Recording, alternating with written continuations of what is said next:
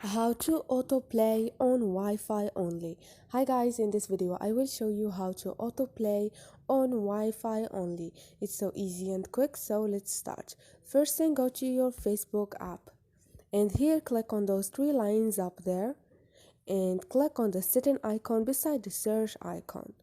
Now all you need to do is scroll down and click on media, and you have a video quality. This option is for to manage your videos quality on Facebook.